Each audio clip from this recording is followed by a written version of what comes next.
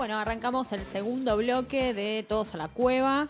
Esta vez vamos a establecer una charla sobre lo que está pasando en los medios de comunicación.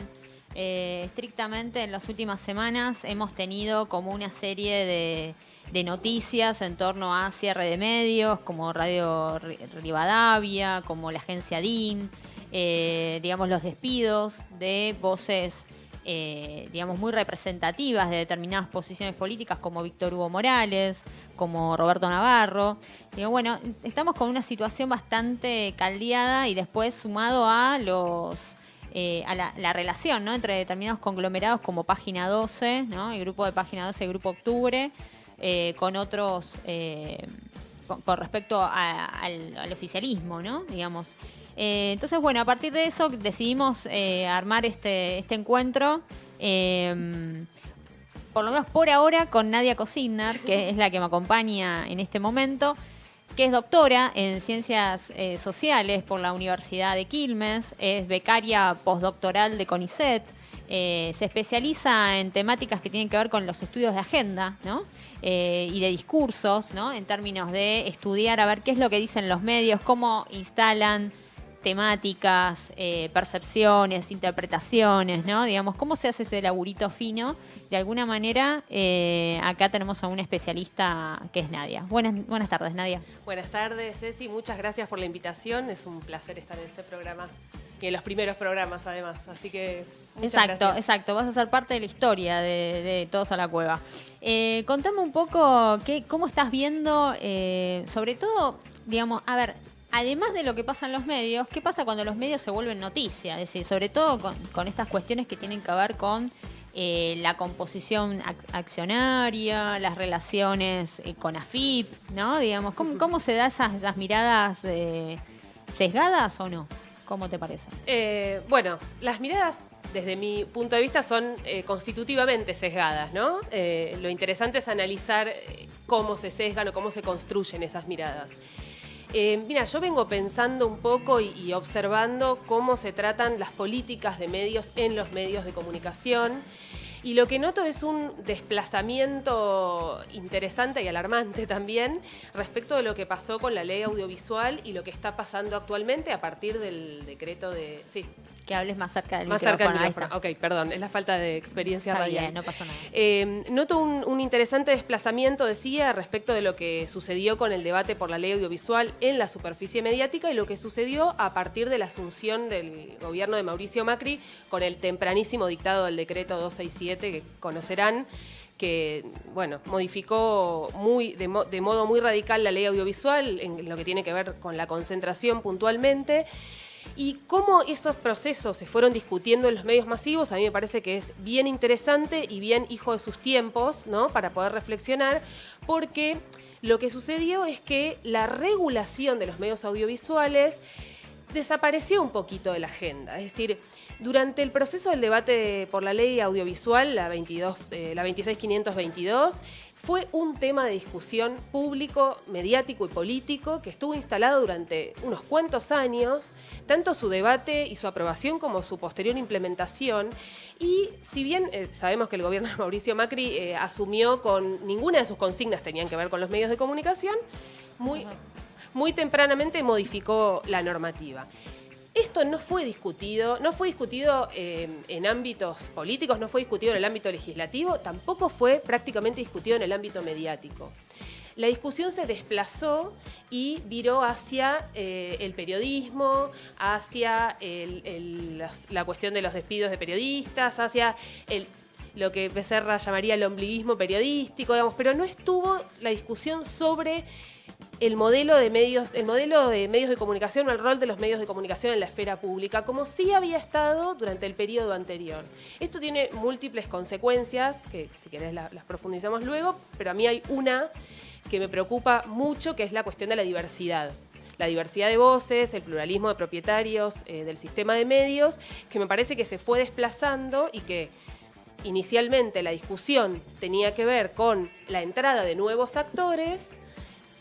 En detrimento de la rentabilidad o la lógica del rating, ganó la lógica del rating, después profundizamos esto si querés, y habiendo ganado la lógica del rating, tampoco domina esa lógica, porque hay periodistas con altísimo rating, como el caso de Víctor Hugo Morales, que era primero en su franja horaria, o de Roberto Navarro, que aún respondiendo a esa lógica, tampoco pudieron permanecer en el mapa de actores. Entonces me parece que ahí hay unos cuantos desplazamientos para trabajar que son bien interesantes, y cómo los medios están pensando a sí mismos, me parece que es otra cuestión interesante para pensar.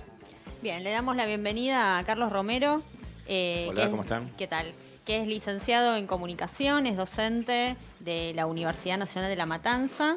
Y digamos, si doy cuenta de tu trayectoria periodística, te voy a hablar de Tiempo Argentino, Revista 23, Diario Perfil. Diario Perfil. Paso por Rock and Pop.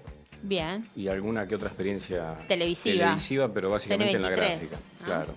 Bien, bueno, estábamos hablando con Nadia acerca de esta reconfiguración de medios y cómo es vista en los medios, ¿no? Me gustaría que vos nos cuentes desde el lugar del trabajador de prensa, ¿no? Cómo se ha dado este viraje, o si en realidad sigue lo mismo y han cambiado la intensidad en todo caso. Sí, digamos, a ver, el primer efecto que uno puede ver como trabajador de prensa es un efecto estrictamente laboral, gremial, digamos, ¿no? Que inmediatamente lleva mucho de lo que estaba hablando Nadia, pero el primer efecto es una cuestión, si se quiere, del mercado laboral, ¿no?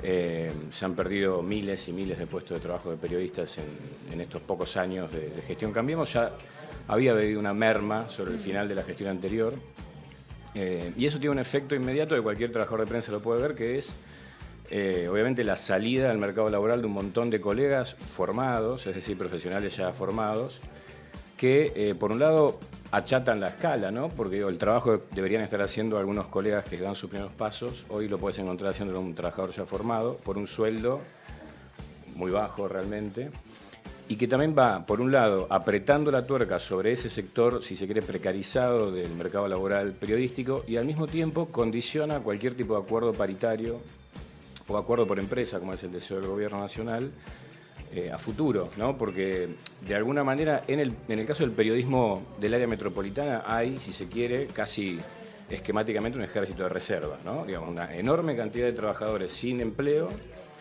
que obviamente tienen que ganarse la vida, que pueden escribir, producir, hacer muy buenas notas, porque, digamos, tienen experiencia para hacerlo, y que no encuentran medios en términos de medios privados que los contengan.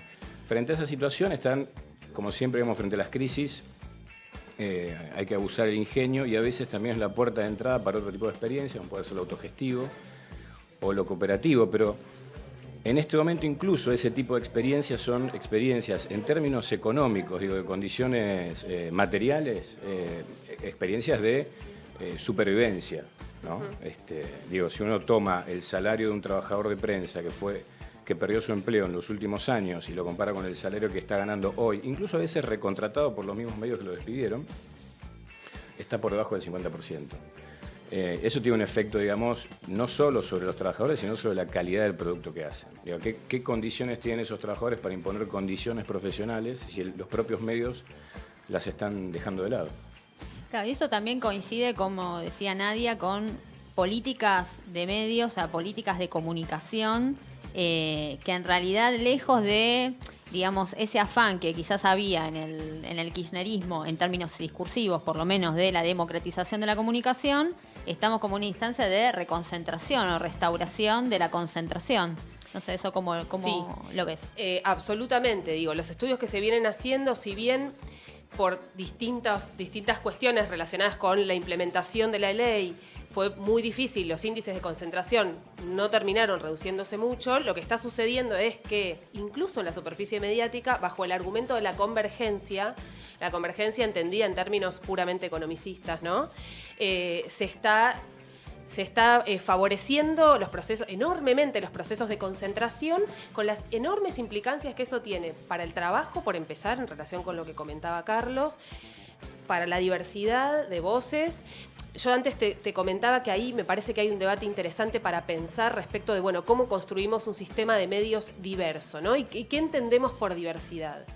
Y lo que está pasando a partir de todos estos procesos que vos mencionabas y de la concentración es que la diversidad se está pensando en términos puramente reflectivos, ¿no? Lo que los autores llaman como diversidad reflectiva, que es orientada a la lógica del mercado, es decir, crear una oferta mediática en función de la demanda de determinados productos. ¿Quién puede asumir además el riesgo en un mercado que se está contrayendo de proponer productos novedosos? Bueno, un mercado concentrado que tiene espalda para proponer nuevos productos que pueden no funcionar, ¿no? Entonces, progresiva y acelerado concentración del sistema de medios lo que produce es un achicamiento de la cantidad de actores que participan, sumado a cuestiones políticas complejas que no podemos desconocer, digamos, en las que se encuadran muchos de los despidos que están produciendo, pero no únicamente. Lo que tenemos es una voz monocorde, que la podemos observar no solo ya en los medios que tradicionalmente eran monocordes, sino que esta homogeneidad va avanzando y lo vamos observando a medida que vamos teniendo casos conflictivos. Por ejemplo, el caso, voy a observar las tapas a partir de la autopsia de los resultados de la autopsia de Maldonado, y observamos una homogeneidad absoluta en el modo de tratar el caso, salvo por la única voz discordante de Página 12. Digamos, este tipo de cuestiones, lo mismo pasó con el abordaje televisivo, son sumamente preocupantes. No es que no existieran antes, es que hoy en día las distintas aristas de la cuestión que podían ofrecer una puerta de entrada para modificar el sistema van todas en el mismo sentido. Bien. Hay algo muy interesante, ¿no? Con respecto a lo que planteabas de los medios autogestionados y sobre todo esta situación, ¿no? Medio de que el periodista se vuelve emprendedor de sí mismo, ¿no? Digamos, como la lógica neoliberal, ¿no? Se impone como el único modo de ser, por lo menos, ¿no? Sí, hay una situación repetida entre colegas que por ahí tenemos emprendimientos autogestivos, es que en general cuando los comentamos nos felicitan, ¿no? Che, qué bueno el autogestivo. Y uno por dentro dice, me gustaría que no fuese autogestivo, en el sentido de estas condiciones, ¿no? De autogestión. Sí tiene por ahí como punto interesante que, a contramano de la lógica más individualista que históricamente primó en el gremio, estas experiencias son colectivas y tienen una vuelta a las bases del oficio y de la profesión que son muy fuertes, y eso hace que uno, incluso frente a la dificultad, pueda disfrutar de esas experiencias. Hay múltiples experiencias de muchísima calidad, porque digamos, son los mismos colegas que estaban trabajando en otros medios, incluso colegas que todavía tienen empleo en esos medios, pero que decían hacer la experiencia del autogestivo porque es muy interesante. Dicho esto, las condiciones materiales son sumamente complejas, digamos, ¿no? La experiencia autogestiva más importante que tenemos en el país, que es la de Tiempo Argentino, es una cooperativa donde los colegas son aproximadamente 100. Cualquiera que haya participado en una cooperativa sabe que es un número enorme, digamos, salvo que uno sea, Sanón, ¿no? Que tampoco tiene 100, pero digo, es un número muy grande. Por otra parte, respecto a lo que comentaban sobre el tema de la concentración de medios, yo creo que fue muy gráfica la expresión que usó Julio Blanc tiempo atrás respecto del periodismo de guerra. Sí. Yo creo que incluso como en todo proceso bélico, hubo una expansión de la industria, si se quiere, periodística. Terminado el proceso bélico, el bando que ganó se ocupó de desmantelar al bando derrotado e incluso desmanteló su propia industria bélica cuando ya consideró que no la necesitaba, como es el caso de DIN. Cerrar DIN, digamos, ¿no? De alguna forma es cerrar una fuente de materia prima para el periodista, no ya para el lector, porque las agencias son consumidas por los propios profesionales. Y al mismo tiempo también, si uno quiere hacer una lectura, tal vez de alguna forma sea decir, ¿para qué vamos a tener DIN si ya tenemos Telam? ¿No? ¿Para qué vamos a nosotros estar reproduciendo el mismo mensaje? En ese sentido, también hay algunos mensajes, como por ejemplo, yo recuerdo ese mensaje alarmista, ¿no? De TN puede desaparecer. Una vez resuelta la contienda, como pasó, no sé, con Estados Unidos impulsando en la Guerra Fría un montón de leyes protectoras de los derechos, y terminada la Guerra Fría corriéndose totalmente de ese eje. Bueno, hoy en día el mercado reconcentrado no tiene prácticamente ningún interés de aquellos que sí decía tener de protección de la independencia periodística, la diversidad de voces y demás. Entonces la situación es compleja, pero por otro lado, estos pequeños medios, que hay muchos, están teniendo una potencia relativamente inesperada para estos otros grandes medios. El caso Maldonado me parece paradigmático. Fueron esos pequeños medios, incluso a veces gestionados con muy poco dinero, con muy pocos recursos, los que obligaron, tanto en sede judicial como en las portadas de los grandes medios, tener que abusar el ingenio para ver cómo lo manejaban. O sea, creo que no hay que perder de vista esas otras, digamos, expresiones que son contrahegemónicas, pequeñas, obviamente, pero que son valiosas. Y yo por lo menos me preocupo cada vez que menciono ese conglomerado, digamos, tan concentrado de medios, decir que hay anticuerpos que se fueron generando. Y creo que hacia eso tenemos que encaminarnos, ¿no? Claro, quizás Sí. del proceso anterior, esta cuestión que vos decías, bueno, cuando se discutió la ley de servicios de comunicación audiovisual, se volvió como un centro de debate de todo, ¿no? Digamos, entonces todo el mundo hablaba de la ley de medios, si iba contra Clarín, si no iba contra Clarín, o se hacía mejor a la democracia y demás. Me parece eso muy interesante. ¿A vos te parece que algo de esa discusión queda presente en esta lógica de anticuerpos, como habla Carlos? Sí, coincido con lo que menciona Carlos y me parece incluso que esta voz monocorde en términos masivos, ¿no? Por supuesto reconociendo las pequeñas experiencias autogestivas, es problemática, porque lo cierto es que es problemática es problemática para ellos mismos en el sentido de que hay una masa de audiencia que si bien ahora la cuestión del debate por el rol de los medios no es hegemónica, no sé si está operando la espiral del silencio, digamos, no sé qué fenómeno está operando para que de repente parece que el kirchnerismo murió, el progresismo murió, pero me parece que aún así hay una masa de audiencia que queda vacante. Cuando hay una voz monocorde, y no estoy hablando de personas que consumen medios alternativos, comunitarios o populares, que conocen esa movida, que están Que de las acuerdo, buscan. que la militan. Sí, estoy hablando del público masivo, del ciudadano de a pie, diría el dicho común. Esa masa queda desatendida, esa masa que consumía Víctor Hugo Morales, que consumía Navarro y otros que hoy, no sé, consume El Gato Silvestre y unos pocos periodistas que subsisten en los medios masivos, está vacante. Entonces, esa también es una masa que los medios masivos en un punto necesitan capturar. Y creo que eso ahí se va a dar un caldo de cultivo interesante que yo no creo que pueda sostener, que los medios masivos puedan sostener esta lógica hasta el final del kirchnerismo. Entonces, es un área de vacancia interesante para los medios masivos, pero también para todos estos medios alternativos, comunitarios y populares, en un debate que es histórico, ¿no? Que es la conquista de nuevas audiencias. Me parece que si uno quiere ponerse optimista en un escenario que es muy problemático, ahí hay un punto interesante para trabajar, ¿no? Sí.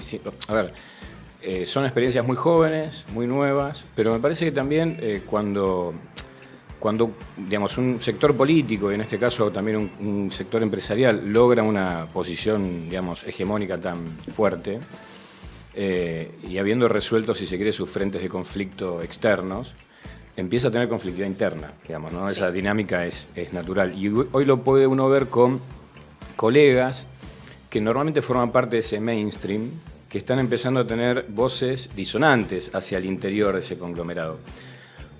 Porque empiezan a operar algunas otras cuestiones, digamos, que trascienden a lo económico, que tiene que ver con la personalidad de digamos, cierto ombliguismo por parte del periodismo, y también porque estos otros medios, desde un lugar que es invulnerable frente a las críticas que normalmente esos medios mayoritarios utilizan para denostar determinadas voces, o sea, estos medios jóvenes, y no son, digamos, no participan de esa lógica, no pueden saberse ni condicionados, ni operados, ni ser oficialistas de un gobierno que ya no es.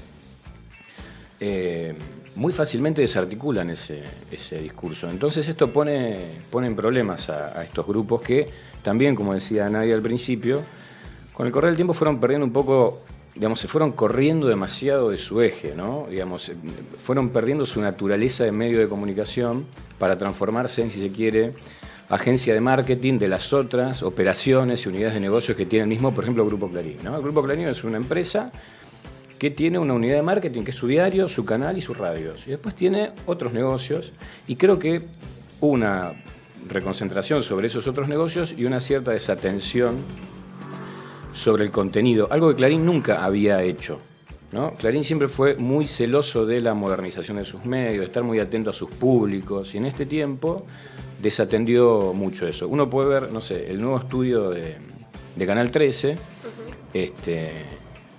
que es fantástico, uno lo ve, pero televisivamente parece estar en la NASA, ¿no? Ayer hablábamos con un colega, con Juan Diego Britos, y él decía que a él le parecía que era un mercado bursátil, digamos, ¿no? Una agencia de bolsa. Tal cual. ¿No? Y también a veces muestran las nuevas instalaciones de la editorial Perfil, que también es un edificio enorme en donde no hay nadie. ¿no? Entonces, creo que ahí se van a dar nuevas relaciones de fuerza, que obviamente no nos son favorables a los que pensamos en otro tipo de construcción de medios, pero me parece que es el camino que tenemos más a mano, digo. Y creo que está dando resultados. O sea, hay una audiencia que me parece que se va a empezar a cansar de esa voz monocorde conforme la realidad le deje de entrar por la pantalla de la tele y le empiece a entrar por la ventana, por la puerta, por el vecino, por el barrio, ¿no? Superada ya la cuestión de la pesada herencia, el carácter refractario que muchos tienen al kirchnerismo. Bueno, creo que ahora empieza un desafío distinto. Ya no es el desafío electoral, es el desafío del día a día, que lo viven en paralelo, tanto el gobierno nacional como el Multimedios Clarín y la Nación en segundo término. Bien, sí, esto es, creo en esta semana, ¿no? Hoy más temprano estábamos hablando de la cobertura que hubo sobre la cuestión del submarino y que inevitablemente uno tenía que escuchar en muchos medios alguna crítica, ¿no? al gobierno y al mismo tiempo en otros medios tirando, digamos, algún tipo de operación como para desviar la atención y decir que, bueno, el submarino ya estaba así de antes y que, bueno, era culpa de Cristina que había dicho que iba a durar tanto y, bueno, entonces ahora se hunde, ¿no? Digamos, como una cosa casi como de mufa, ¿no? Incluso. Pero, digamos, ahí hay como, ¿no? Aparecen como ciertas voces como empezando a criticar algunos manejos comunicacionales y también políticos. No sé ustedes cómo lo ven, si son pequeños puntos de fuga o... Yo no me animaría a decir y a vaticinar ningún tipo de ruptura, pero porque no tengo elementos para pensarlo, pero sí me parece que incluso volviendo a poner la mirada sobre los medios masivos y sobre el Multimedios Clarín o La Nación, me parece que en algún momento, sobre todo Clarín, se le va a terminar resultando poco rentable estar tan pegado a las políticas del gobierno nacional. Me parece que en algún momento, además, ya ha conseguido buena parte de las cuestiones que pretendía, y me parece que en algún momento le va a resultar, no sé si en términos políticos de su relación con el gobierno nacional, pero sí en términos de sus audiencias, le va a resultar muy necesario empezar a criticar las políticas de gobierno para no perder credibilidad. Y estoy esperando que suceda ese momento, me parece que va a ser bien interesante de ser analizado, pero no visualizo un grupo Clarín con este nivel de militancia, porque es ya una militancia, en el mediano plazo. Me parece que en algún momento esta alianza simbólica se va a terminar rompiendo, porque además ya no queda demasiado por conquistar, sobre todo después de la fusión con Telecom. Sí, pero si uno lo piensa en términos nacionales, ¿no están apostando también a una reelección o una continuidad del proyecto político? Yo creo que la dan por descontada. Claro. Sí. Bien. Creo que la dan por descontada. Sí, no estoy pensando antes de 2019. Que viene ese proceso de toma y daca y si no me das te voy a empezar a tirar. Sí, y además porque realmente es medio insostenible periodísticamente también 4 años, 6 años con este nivel de compromiso. Digamos. Sabemos que también el periodismo de oposición es un periodismo más rentable en general en términos masivos y no es sostenible en el largo plazo. Por supuesto que, no sé, entiendo que dan por descontado una reelección, sí. No estoy pensando antes de 2019, pero creo que es un proceso que se va a terminar resquebrajando inevitablemente. Bien, estaba pensando en esta cuestión de la cantidad y la proliferación de medios autogestionados y de un montón de experiencias. Pensaba también en la incapacidad a veces que podemos llegar a tener en el hecho de poder articular un discurso también tan homogéneo y alinearlos, ¿no? Como hacen, digamos, los medios hegemónicos, ¿no? Porque hay algo como muy... O sea, nosotros todo el tiempo nos estamos como criticando, ¿no? En términos políticos o en términos mediáticos, a ver qué hace el otro, compitiendo con el otro. Y en cambio uno ve que del otro lado, del lado más hegemónico, donde hay una confluencia perfecta entre lo político, lo financiero y lo mediático, están alineadísimos y cuando no hay que hablar, te callás como aguad y el mercado es un buen disciplinador, digamos, ordena. Entonces... Sí, además, bueno, por lo menos en nuestro país, pero considero que así debe ser en otros lugares, los sectores populares están cargados de contradicciones y tienen un paso mucho más espasmódico, digamos, cuesta muchísimo más. Digamos, todos nuestros procesos parecen siempre quedar como truncos. Es contradictorio, incluso si se quiere por una cuestión de multiplicidad de voces internas hacia los sectores. En cambio, los sectores Bueno, este caso del capital financiero, de los medios concentrados y sectores políticos conservadores, hasta nominalmente son menos, ¿no? Y tienen acuerdos muy simples. Creo que el máximo debate que tuvieron hacia el interior de la alianza de gobierno y sus patas empresariales era acerca del precio del dólar. El sector financiero quería un dólar, digamos, relativamente bajo y el sector agroexportador quería un dólar alto. Entonces dijeron, bueno, la forma de resolver eso es bajemos el costo laboral, que es la variable que nos viene bien a los dos. Ese fue tal vez el único momento que tuvieron de tensión. Pero también son sectores que, digamos, tienen una capacidad de necesidades insatisfechas infinita. O sea, parece contradictorio, pero siempre necesitan más. Y ahí en esa necesidad de más también pueden empezar a ver algunas diferencias internas. Igual, mientras no se construya algo opcional, que desde lo político, desde los medios, desde lo cultural, desde lo que fuere, ¿no? Si uno no aprovecha esas oportunidades, como sí las aprovechó el macrismo a fines de 2015, digamos, lo vino buscando todo el tiempo hasta que encontró el momento. Si uno no está preparado para ese momento, de poco vale, digamos, que haya riñas en ese sector hegemónico, ¿no? Uh-huh. Bien. Bueno, la verdad que ha sido muy interesante estar con ustedes en términos de que nos han dado dos miradas sobre el mismo fenómeno. Así que, bueno, muchas gracias, Nadia. Contanos, ¿tenés pensado alguna publicación? Pasa chivo ahora. Paso el chivo. Ahí es raro pasar chivos académicos porque no sé si son muy interesantes. No, pero vos estuviste en alguna publicación reciente sobre estudio de medios de las políticas, ¿no? Sí, bueno, varias cosas. Hay un proyecto que a mí sí me está resultando muy interesante, es un proyecto que además financia el CONICET y la Defensoría del Público de Servicios de Comunicación Audiovisual, que todavía existe, está céfala, pero existe, que es un proyecto bastante de amplio alcance porque participan distintas provincias del país, donde estamos analizando el circuito productivo de las noticias sobre delito e inseguridad en noticieros argentinos de la provincia de Buenos Aires, de Córdoba, de Mendoza y de Santa Fe. Y estamos preparando ahí, estamos con un trabajo de campo sumamente amplio y estamos preparando unas cuantas publicaciones y presentaciones, así que eso es el proyecto del que estoy participando. Y después muchas otras cositas y proyectos de Quilmes, de la UBA. Bien, bárbaro.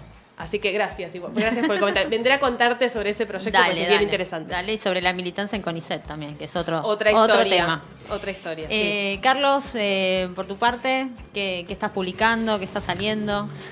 Bueno, yo como periodista autogestivo a la fuerza, digamos, ¿no? Escribo en muchos lugares y creo que, si tuviese que decir cuál es mi punto de interés en este momento es aprender un poco de experiencias pasadas y apostar a un periodismo un poco más complejo a la hora de evaluar los hechos políticos. Yo recuerdo que después, no tanto del resultado electoral a nivel nacional, sino el resultado electoral a nivel provincial, en el diario en el que yo laburaba en ese momento, en Tiempo Argentino, muchos tuvimos una fuerte autocrítica porque decíamos, el lector que nos sigue semana a semana, día a día, en ese momento salían todos los días, ¿no?